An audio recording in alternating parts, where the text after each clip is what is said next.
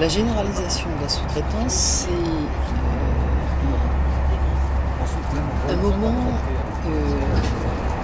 crucial pour l'industrie nucléaire parce que l'Union européenne les menace de sanctions pour la mauvaise gestion de cette question de la dosimétrie. Il y a des dépassements de doses.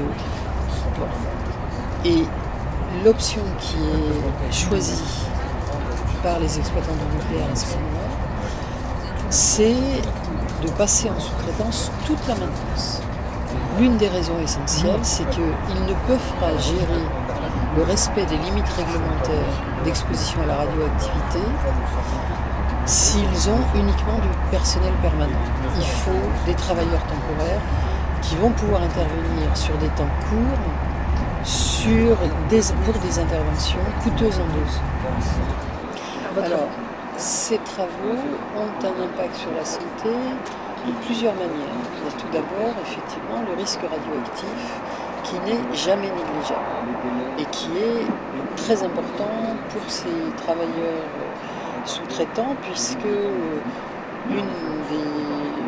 un des constats qu'on a pu faire, c'est qu'ils avaient une exposition qui était en moyenne mensuelle de 4 à 15 fois plus élevée que les agents EDF, donc les agents statutaires de l'industrie nucléaire.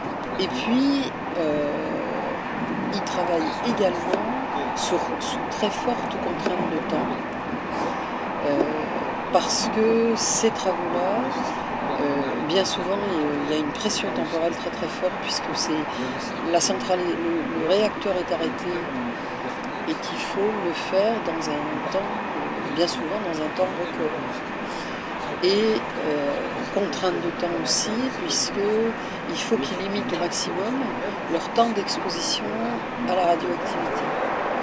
Donc, on est en présence d'un cumul de contraintes et de conditions de travail qui ont des effets délétères sur la santé, je dirais chacun à la fois, et qui du coup ont des effets délétères encore plus importants parce qu'il y a souvent des synergies entre ces différents types de risques.